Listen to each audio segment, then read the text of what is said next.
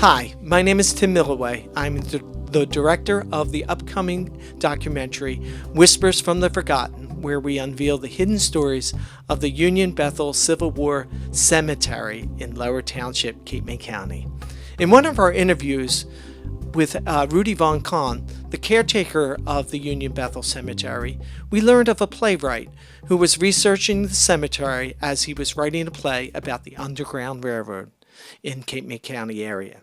Well, he did complete that play, and the play is called Other Side of the Jordon, a remarkable play about a cast of characters, including Edward Turner, who was buried at the Union Bethel Cemetery. We are privileged to have Steve with us today. Stephen Larsen is a seasoned playwright and filmmaker from the great state of New Jersey who draws inspiration from his global experiences as a journalist and video producer for the U.S. Army. His plays delve into diverse historical and contemporary themes, ranging from the turbulent lives of historical figures like Bobby Fischer and Elvis Presley to the complex dynamics of the civil rights movement. Steve's works have often explored the human condition, highlighting themes of love, loss, and ambition, and the pursuit of freedom.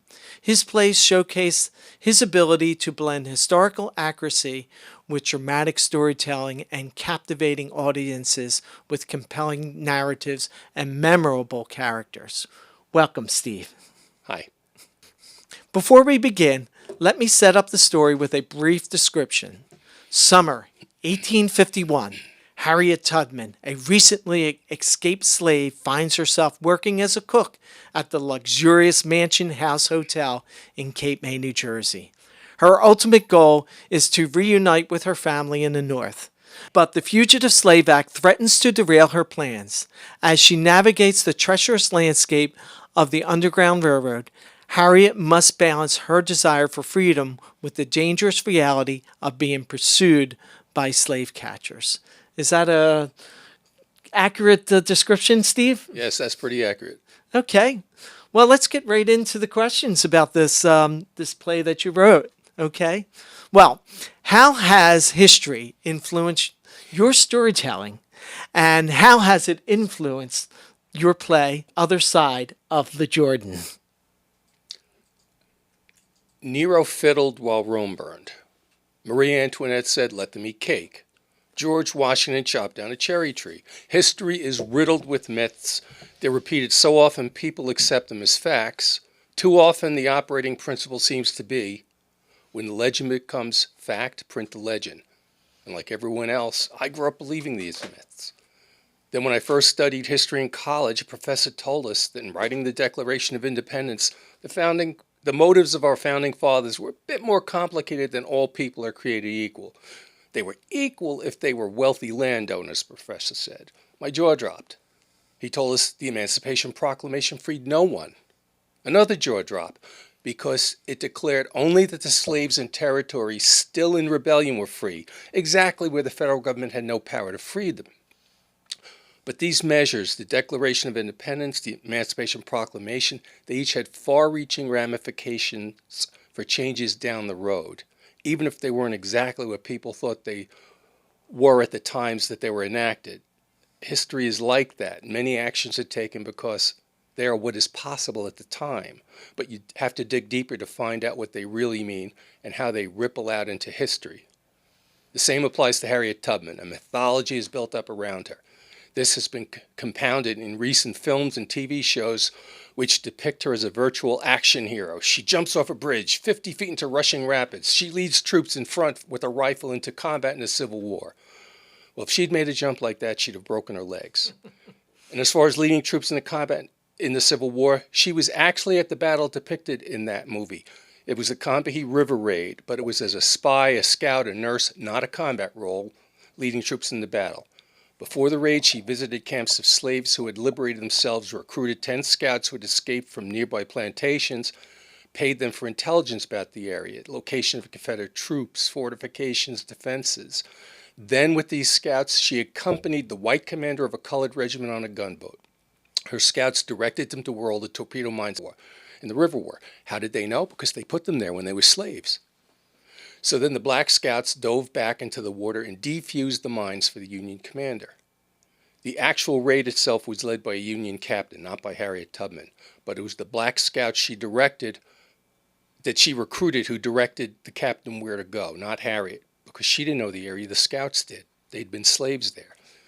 Now the Confederates knew the raid was coming, that one of the objectives was to free more slaves to deny the Confederates their source of free labor. So as the Union gunboats approached, the local slave owner brought all his slaves from the rice fields, sent them into the woods to hide. But after the raid, the Union sent rowboats ashore to take slaves to the gunboats. The slaves saw this. They rushed out of the woods to the rowboats to free them. But there were so many that there was too many than there was space for on the rowboats. Those that couldn't get in, they clung to the sides of the rowboats desperately. The full rowboats couldn't pull away from the shore. A white officer said to Harriet, "Sing to your people." She bristled at this because she knew what it meant. It was condescending and cruel.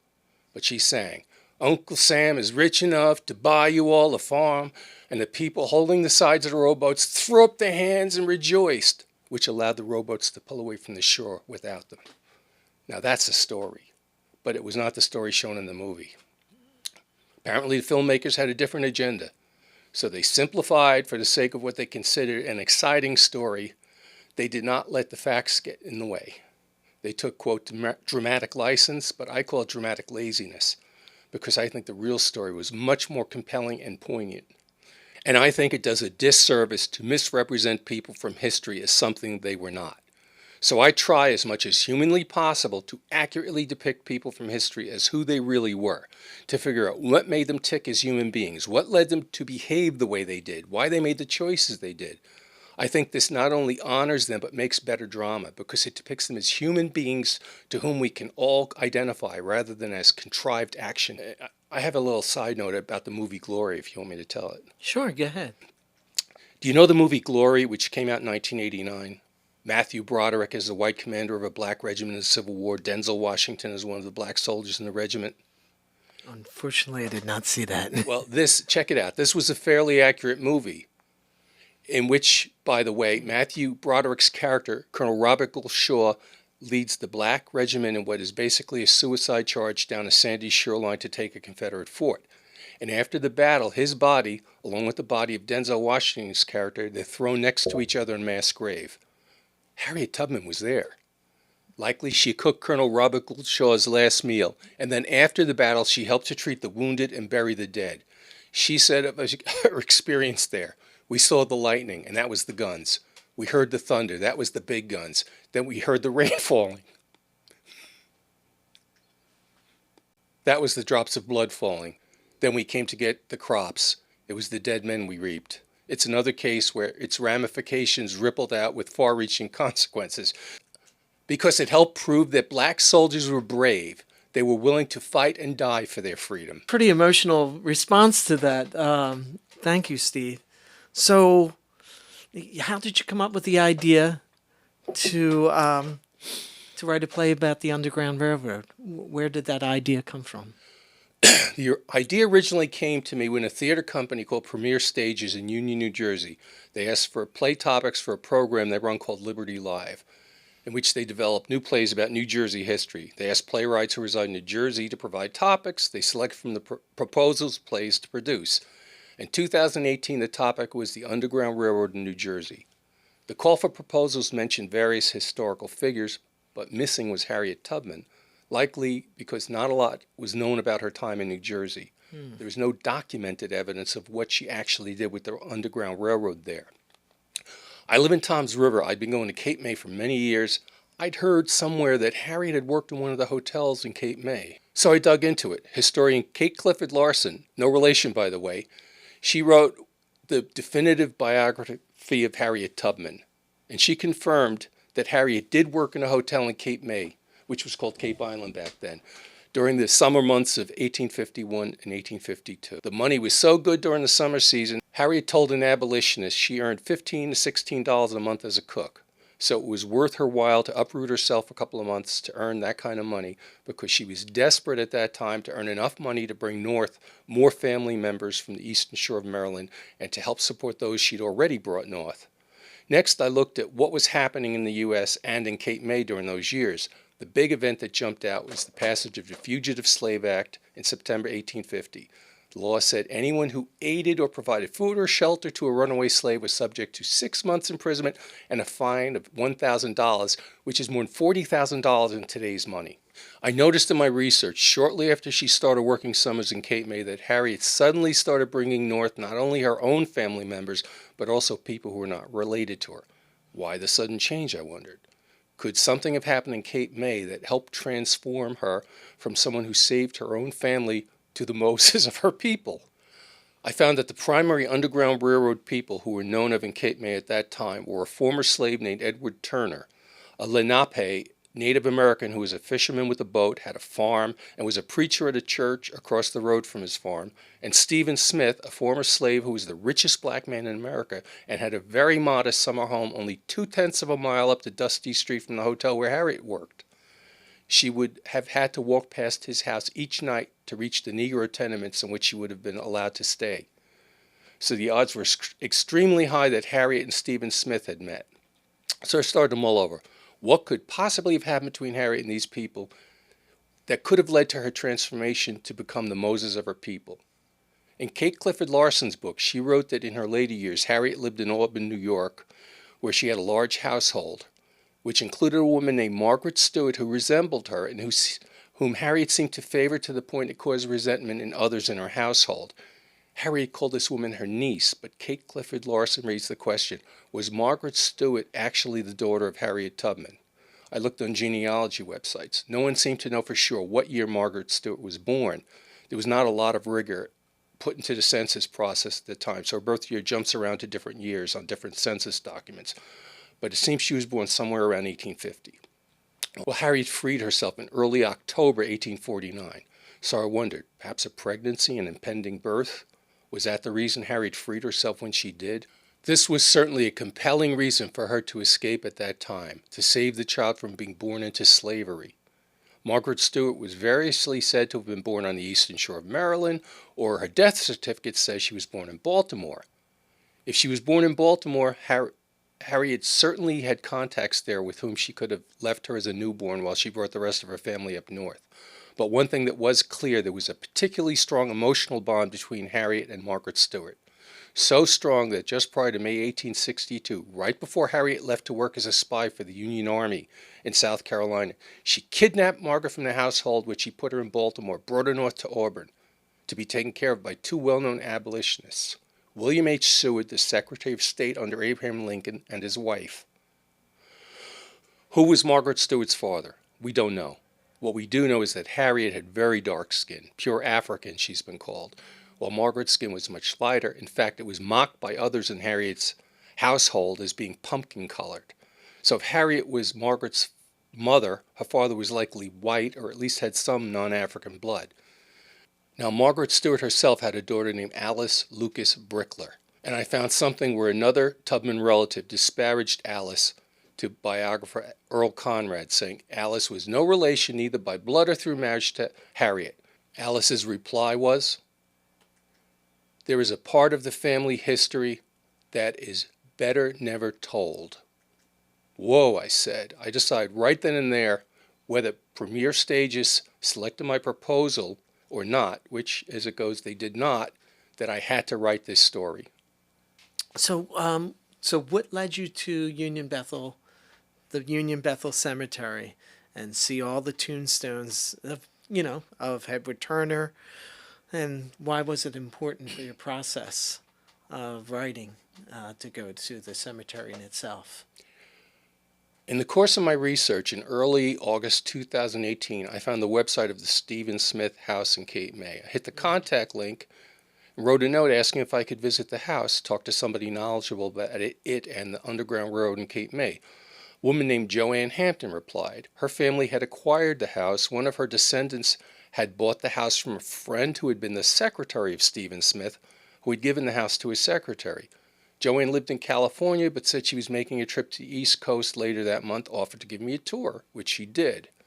In the meantime, she put me in touch with a local Cape May writer named Barbara Dreyfus, who was a font of information about the Underground Railroad in Cape May. I met Barbara for lunch. We traded information. I mentioned Edward Turner, and she mentioned the Union Bethel Cemetery, about which she was then writing an article. When I returned to Cape May about 2 weeks later to meet Joanne Hampton and see the Stephen Smith house, I also drove 5 miles north to see the cemetery on Tabernacle Road, between Fishing Creek Road and Shunpike Road, just west of Monarch Court. You see the sign by the side of the road, Union Civil War Veteran Cemetery.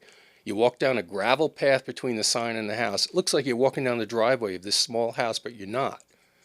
About a few hundred feet, you come to a wooden sign and a small wooden bridge. You cross over the bridge, you enter another century. It's still, surrounded by tall trees. All you hear are birds chirping, the sound of cicadas. If it's summer, it's high-pitched warbling, getting louder and softer. It's like a summer choir. I was fortunate that the caretaker happened to be there, a man named Rudy Von Coln of the Lower Township Historical Preservation Commission. Mm-hmm. He was clearing some overgrowth when I arrived. He graciously showed me around. There by a tree, roughly in the center of the cemetery, I found specifically what I was looking for, the graves of Edward Turner and his wife, Keziah Davis Turner. Rudy pointed out to me in the midst of the headstones the location where the Historical Preservation Commission is pretty sure that the Union Bethel African Methodist Church stood. It made sense. The headstones were right next to where the church stood. Edward Turner's grandson, James Allison, had said in an interview, "My grandfather, Edward Turner, took care of that cemetery. He lived right across from it near the apple orchards. There was a church that used to sit in the cemetery. The church was called Union Bethel. By Shunpike, there was nothing but woods." Towards the left rear of the cemetery is the grave of Turner's brother, Albert Henry, who was known as Henry. He was a Civil War veteran. His headstone annotates he had been a member of the Company B, 25th U.S. Colored Volunteers. This fit together some puzzle pieces for my play. The fugitive slave law made it illegal to in any way help fugitive slaves and also offered rewards for captured slaves, which gave every citizen the incentive to capture or turn in runaway slaves to authorities. This fit with something Alice Lewis Brickler said. When she was a little girl, Harriet always carried a gun in her basket because she knew she had to protect everybody. Everybody's life was in her hands. So the fugitive slave law gave her motivation to acquire a gun. And who better to provide it and teach her how to use it than Edward Turner's brother, a man who went on to become a soldier in the 25th U.S. Colored Volunteers during the Civil War. In your play, one of the things that sort of like took me back a little bit was the way you described the times, like, you know, how it felt like being in that, you know, deserted, quiet area of, you know, at Cape May at the time, the cicadas chirping and stuff like that, right? When you walked into the cemetery, did you get any inspiration from that? Like, yes. Is that where you got that sort of trying to like line up that feeling of introducing us into this world of Harriet Tubman? As I said, it takes you back to another time. Yeah. There's nothing around there. It's just the trees all around you, a few graves, and then you listen, and that's what you hear. You hear a bird, and you hear the cicadas. I was there in the summer, so they were loud, and they were singing. Yeah, yeah. And so I said, this is what it was like back then.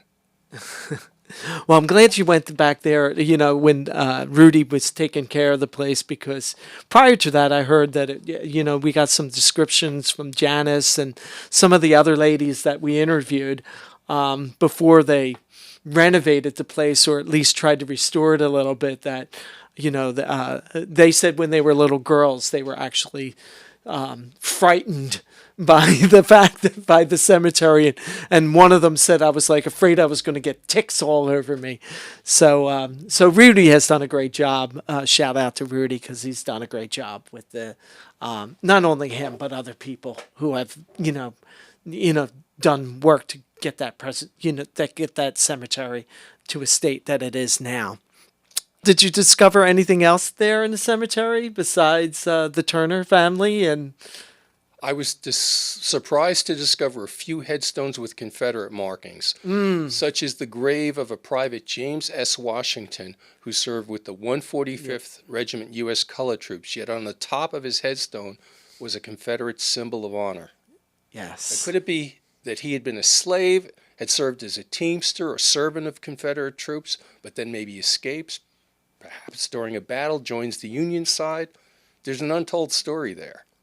Another really interesting discovery was a headstone with the words, "Gravesite of 9 black sailors found on Delaware Bay, Lower Beach, Lower Township, circa 1850. This fit right in with the timeline of my play. It has supported the idea that Edward Turner was involved in the Underground Railroad.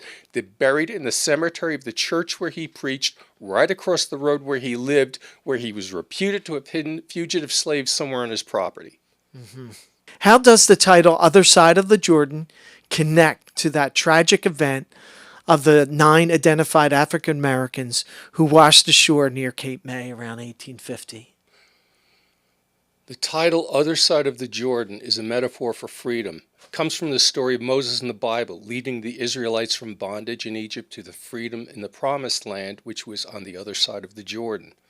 So Other Side of the Jordan is also a refrain commonly heard in Negro spirituals of the day, one of which Harriet sings in the play. "I'll meet you in the morning, I'm bound for the Promised Land, on the other side of the Jordan, I'm bound for the Promised Land." She sang it better than I do.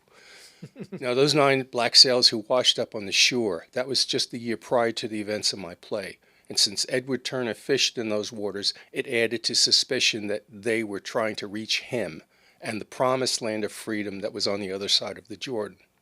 So, for a storyteller like yourself, going back to the cemetery, how important do you feel it is to preserve these cemeteries? Places like that cemetery, they are of incalculable value to storytellers. They transport us back to another time. We imagine who these people were, what life was like for them then. But that pales in comparison to how important these places are to the people of our country.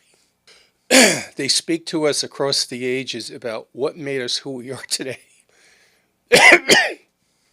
and who we aspire to be. To not preserve them, to let them crumble, disappear. I'm saddened that so little in the way of resources have been allocated to preserve the Stephen Smith House. When I visited there, it was not in good shape. Joanne Hampton told me how difficult it was to maintain it. I have not been back to Cape May in a couple of years, so I don't know if it has deteriorated further since then. But recently I checked the website and a screen came up. Website expired. This account has expired. If you were the owner, click below to log in. So I don't have high hopes. Now, in my opinion, it's all well and good to have places like the fairly new Harriet Tubman Museum at Cape May to describe history, but I think that misses the mark.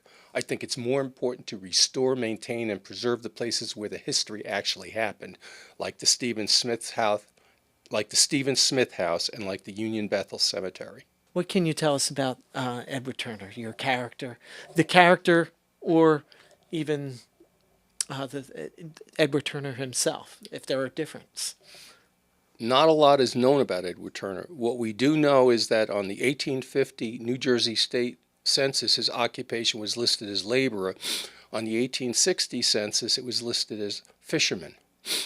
Another excellent source of information about Edward and his family is this book, The Underground Railroad, Ties That Bind, Unveiled, A History of the Underground Railroad in Southern New Jersey, 1770-1861 by MMA Trustee. It's a goldmine of information, this book, but you need to be careful.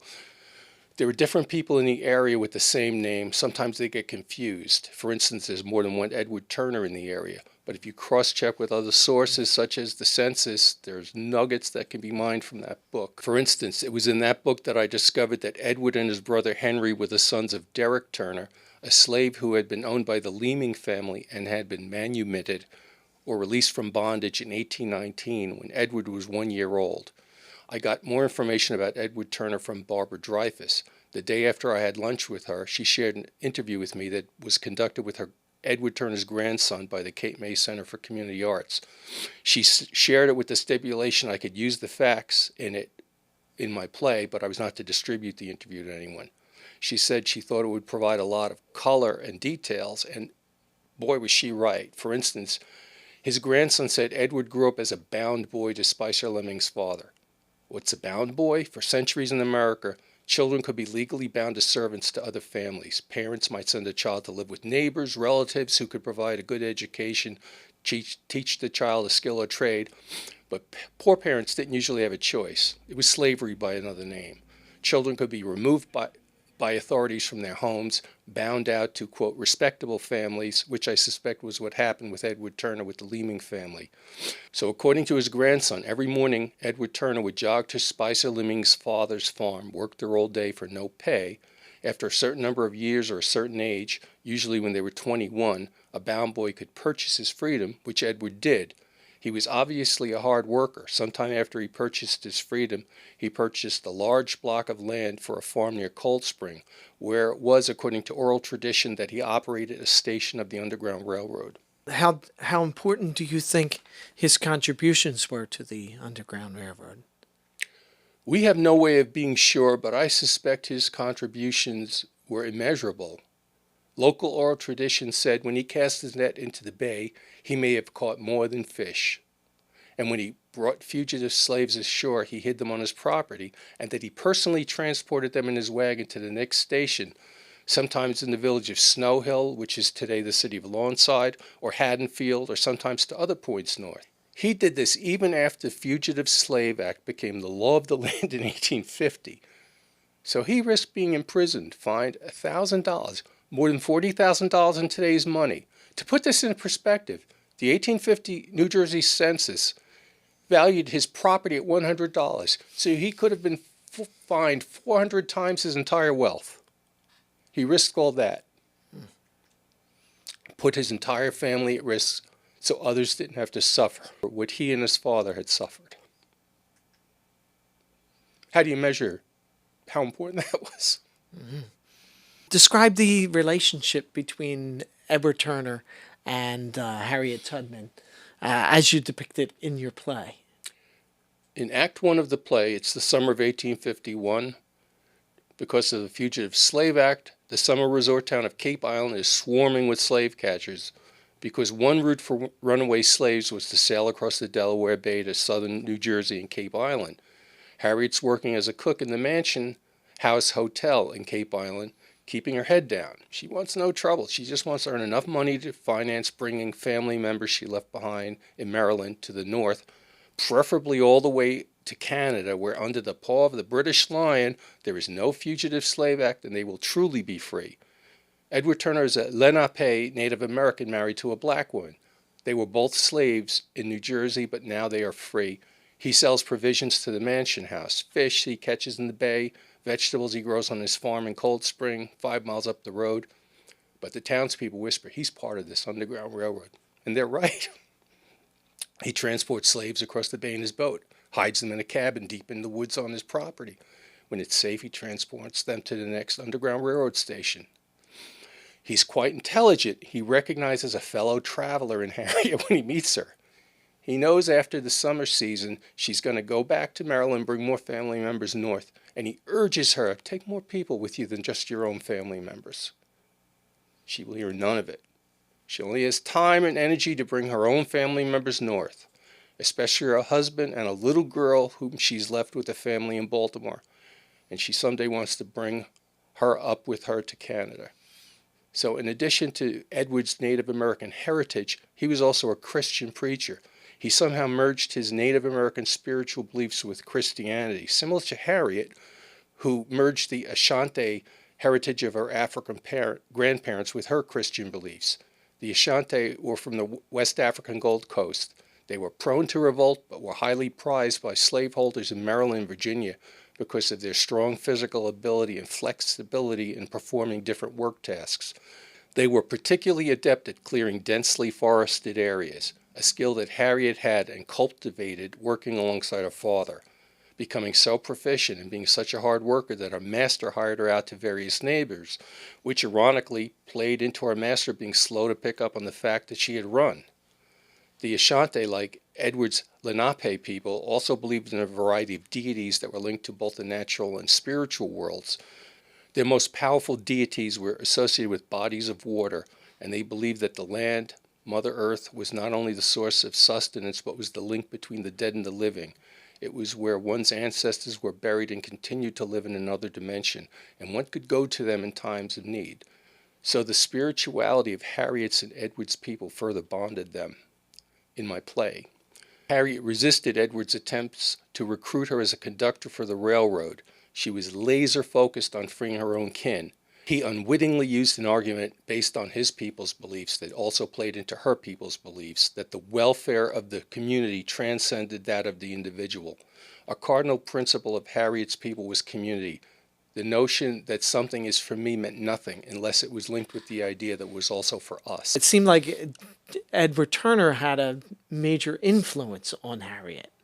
I mean, it seemed like Harriet was already doing this, this being part of the Underground Railroad, but meeting Edward Turner seemed to, did it, pop up the volume a little bit for her? I mean, it's a little different than that. The way I see it, Harriet at the time she met Edward, which was true for what she felt at that time, she just wanted to free her family, period. Right. That's it. And suddenly, after coming to Cape May, she starts bringing other people north.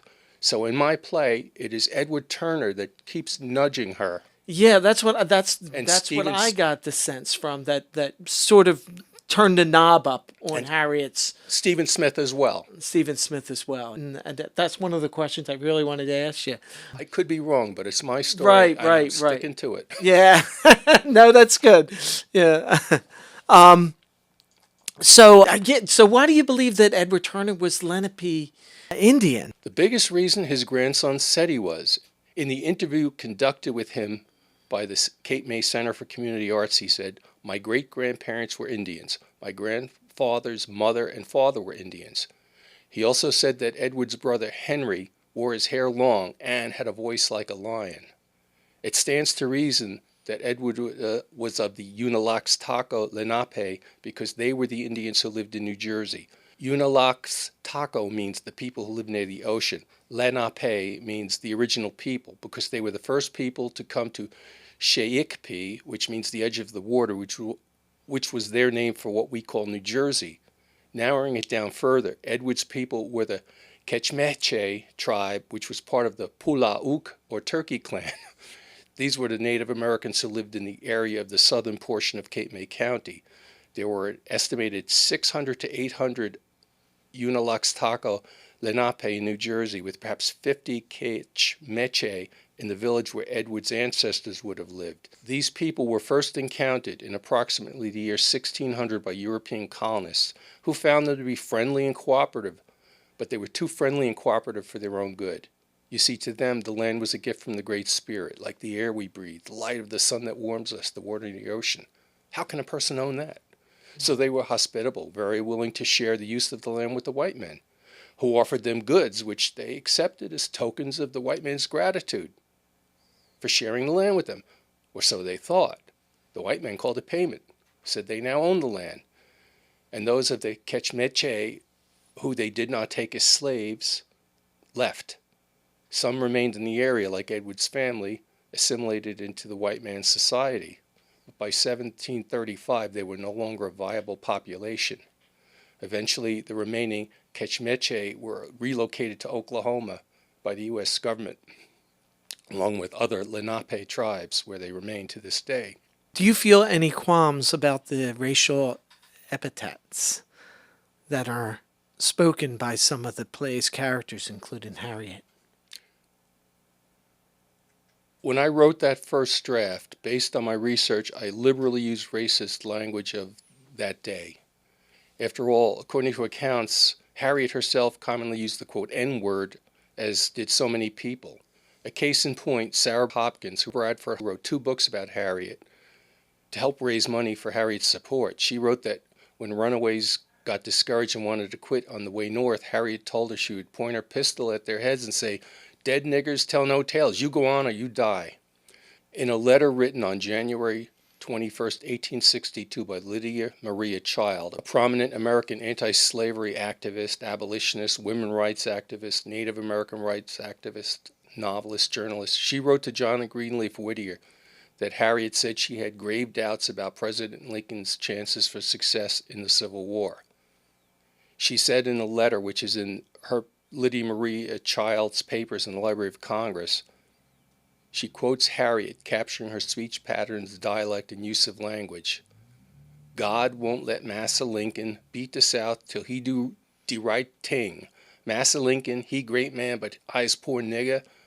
But all the nigger can tell Massa Lincoln how to save the money and the young men, he do it by setting the niggers free. That's what Massa Lincoln ought to know. Part of my process as a writer is, when I sit at my computer and write dialogue, I speak it aloud to myself. And when I read the dialogue in the first draft aloud, it was disturbing. I feared people would be offended by the words, so they'd miss the message of the play, so I softened the language a bit. Then in March 2019, I brought the play to a workshop class at Luna Stage in West Orange, New Jersey. Actors sit around the table with the student playwrights, read aloud their plays. Afterward, there's a feedback session with the dramaturge, the other student playwrights, and the actors.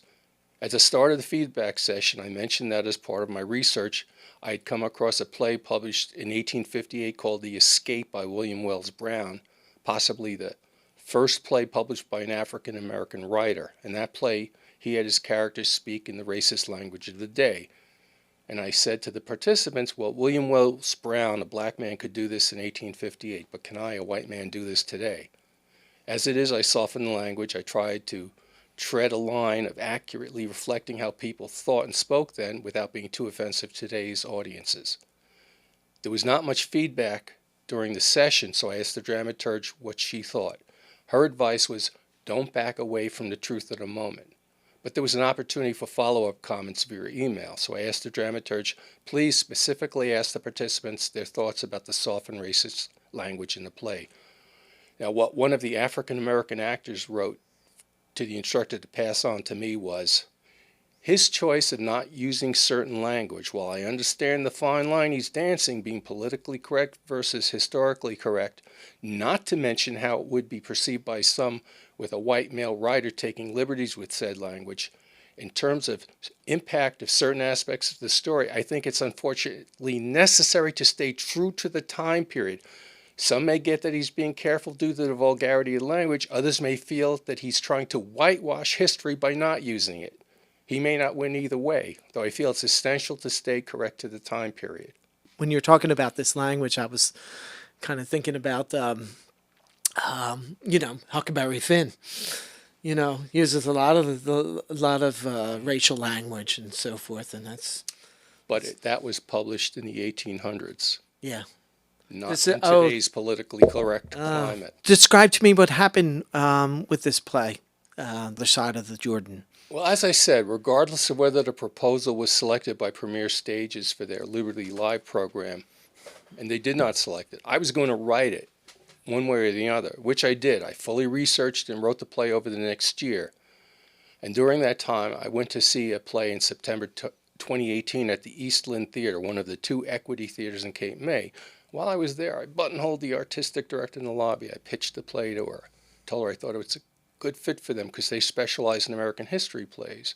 Told her that regardless of what happened with this Liberty Live submission, I was looking for local ventures in Cape May to have readings of the play to benefit the Stephen Smith House, which was about 4 blocks away from that theater and in urgent need of restoration and repair. She agreed to read it, what I'd written so far. I sent a partial draft to her, and when I finished the draft, I sent the whole thing to her by the end of January 2019.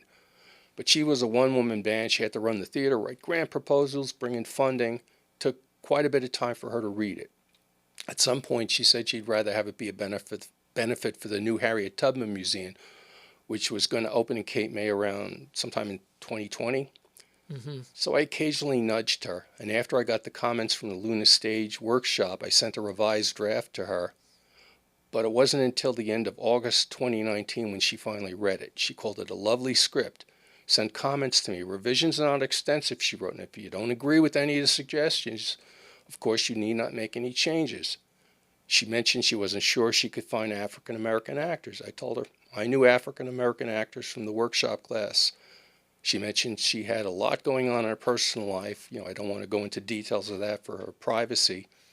We went back and forth for a bit Then she fretted about the cost of paying the actors for a reading.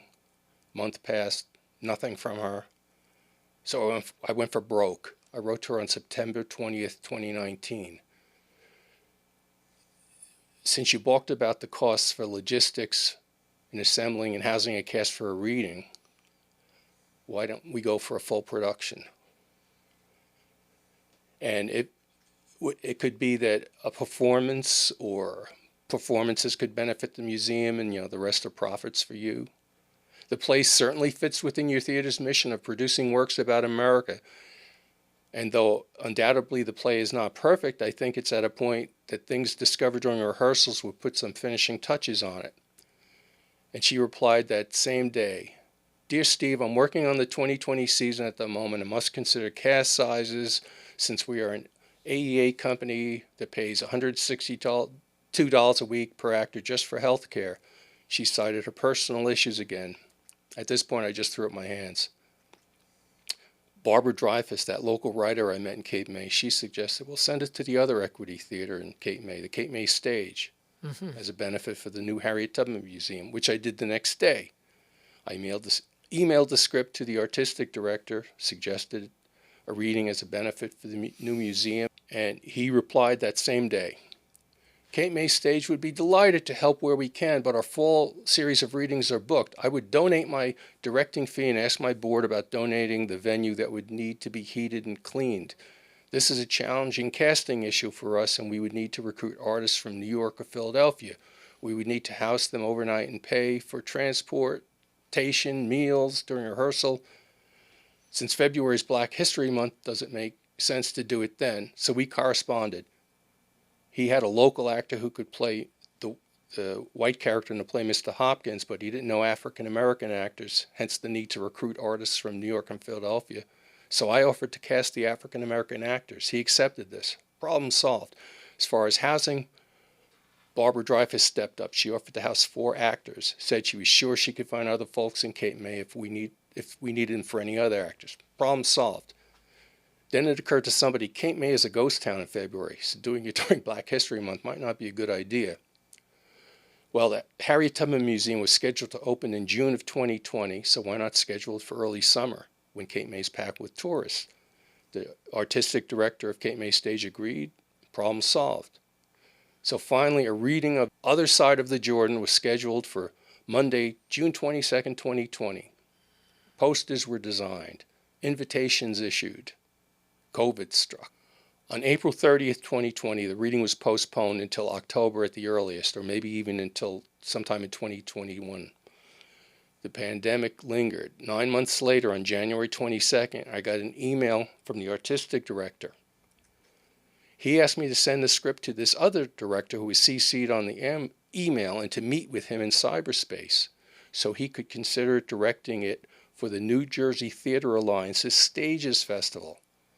Whoa, I think this is a big deal. The Stages Festival is across maybe 40 theaters in New Jersey and the region. It's typically attended by more than 200,000 people. So now my play is not only going to be at Cape May Stage, but all over the state. This is my big break. So I send the script to the other director and waited. After about a month and a half, I nudged him on email. He didn't reply, but the artistic director of Cape May Stage replied. Dear Stephen, thank you for sharing your work with us. The subject of Harriet Tubman is so very important, and with the Harriet Tubman Museum opening this year in Cape May, we are taking particular care in what text we are offering. Another text written by a person of color has been introduced to us, and we have decided to use that text. We know how this must disappoint you, and that saddens me. Just as I gave up directing the reading so that he can bring his experience to the project, we will use a text written by a person of color in place of your text. With every good wish, and he signed his name. And how did you feel? Crushed. Yeah. I emailed the artistic director, asked him to explain, then spoke to him on the phone. I point blank asked him, was this Harriet Tubman script by a person of color more compelling than my script? No, it wasn't, he said. Your script was better. But he said his hand was forced. If he didn't go along with it, it would negatively affect his ability to get funds and grants, and he tried to placate me. He said, hey, I had to step away from directing this. I thought, big effing deal. You get to direct every play in every season at Cape May Stage. But for me, this was my chance. But I was too polite and too heartbroken to say that, so I just didn't say anything else. What was the point? They made their decision. Yeah. So you haven't given up, right? We still got other shots to get this out there, right? Yeah. So, did you have any other leads? Yes, I know. I just want to go off script here a little bit. Okay. You have any other leads? Not right now for this, no. All right. Well, maybe maybe this documentary will help bring light to this and give some other opportunities. I'm hoping so, because it is a good subject and it's good for Cape May, and hopefully you can get it in front of 200,000 people. So, what motivate you to be a playwright from the get-go? Because I like pain and rejection. I'm like that Bill Murray character in Little Shop of Horrors who goes to the dentist because he likes to suffer. Seriously, I wrote my first plays in grammar school at PS 40 on Staten Island. The teachers encouraged me to write these short one-scene plays for school assemblies about historical topics. I remember one play, it consisted of short vignettes of war scenes, the Civil War, World War II, patriotic stuff. Not very deep, but hey, I was 10, 11 years old. I'm grateful that they encouraged me. And then when I reached college, I wrote a coming-of-age novel. It was a good idea for a story, but I had no idea about the craft of storytelling. Then after college, I bounced around, then wound up as working as a civilian employee at Fort Monmouth, New Jersey for close to 30 years, mainly as a public affairs officer. Public affairs is the government's version of public relations. The difference being our mission is to provide information, but we are not allowed to market. So for the last 10 years of my career, I worked for Army project managers that provided telecommunication systems, short-haul systems using microwave and fiber optic links, long-haul systems using satellite links. And I was fortunate that I was able to tailor my duties to what I was good at, enjoyed doing, writing news and feature articles, writing, producing, and directing videos about the project. The job required that I travel the world on assignments all over the U.S., overseas, from Europe to Japan to Korea to Iraq. Fairly early in my time at Fort Monmouth, I worked with a soldier who was the next Steven Spielberg in his mind. I mentioned the novel I had written in college. He said, "Great, can you adapt it into a screenplay?" Which I did, and he wanted to direct it, say he had financing connections, so I adapted it into a screenplay. But this guy was kind of a con man. There's no financing, there was no connections. But somehow during this time, I managed to get an agent out in Los Angeles. Got a few good rejection letters. But then my agent passed away, so that was that. So you have written quite a few plays, right? Since when did you start? Like, when did you start? You started when you were at school, right? Writing small plays and so I forth. seriously started writing them again in like 2012. 2012. Okay. Yeah. I was at a performance at a theater in New Jersey, and they mentioned that they're giving their playwriting classes again. And you know that Life commercial serial, hey, get Mikey to try it. Yes. He likes it. Well, the people that were with me and my wife, they nudged me, hey, Steve likes writing. And I tried it, and I liked it. Yeah. So my plays, I've written quite a few of them at this point. They're listed on a website called the New Play Network, New Play Exchange. But I'll just tell you about two of them. Ferry is my most personal play. That novel I wrote back in college, I took one scene from that and turned it into my version of Waiting for Godot. Except instead of two tramps, I have two teenagers on the Staten Island ferry. They're taking the ferry to and from Manhattan on a class trip to see a play. The first act is the trip to Manhattan. The second act is the trip back, and it takes about the same amount of time it takes to ride the Staten Island ferry back and forth. So the play runs about an hour. And during the course of the round trip, they try to come to terms with their relationship, whether they should take action, do something, or remain stagnant as they are. I self-produced and directed this twice. The first time in the summer of 2014 in a limited run of 3 performances at a small 50-seat theater that's a block and a half off of Broadway in New York City as part of a play festival. I found 2 fantastic actors, and it actually got a good review on an online site. It is rare to find a performance in which style and setting are such perfect harmony that the local theater fan cannot help but be whisked away into a mysterious new world. Ferry, a new play by Stephen Larsen, provided one of those rare experiences. The play itself was an eerie, romantic, and surreal ride through the anxieties, desires, and sometimes troubled pasts of Tom and Lisa. By the second act, audience members found themselves rooting for this strange pair. It was a few years later, I rewrote it and had it in another festival. This time it was in a pretty big auditorium in East Brunswick, New Jersey, and it lost something being in the big auditorium, because in the small theater, I was watching the people like, they're so close, they're leaning forward, they're practicing, do it, ask her, tell them how you feel. But in this, they're so far removed, so that's the wrong venue for it. Maybe a movie. Don't tell me you have funding and connections. I do not have funding. I've heard that one before. But if it's close up, you know what I mean? I'm just saying that sometimes that closer intimacy the camera can provide. Yeah. Yeah. Well, one thing about theater, about films versus plays, I've written some screenplays. Their stories told with the images. If you look at a screenplay, the directions are this wide and the dialogue is this wide. In a play, the directions are this wide, the dialogue is this wide, because plays are stories told with language. So that kind of appeals to me as a writer. I see. And another play I've written, which is also a bit personal, it hasn't been produced. It's called Order 17, which is my idea of a catch-22 set in Iraq. The title comes from an actual order issued by the Coalition Provisioning Authority that governed Iraq after the 2003 invasion, and it stated that American security contractors in Iraq were civilians, so they did not have to comply with the military code of justice, or were they subject to Iraqi law. But they were military, so they were not subject to Iraqi law. And it was loosely based on my experiences in Iraq. At the base in Baghdad, mortars were a wake-up call in the morning. The blasts rattled the thin metal walls of our trailers. And not far from my trailer was a satellite terminal where I posed for a picture, only to be told later, hey, there was a bomb there where you were posing.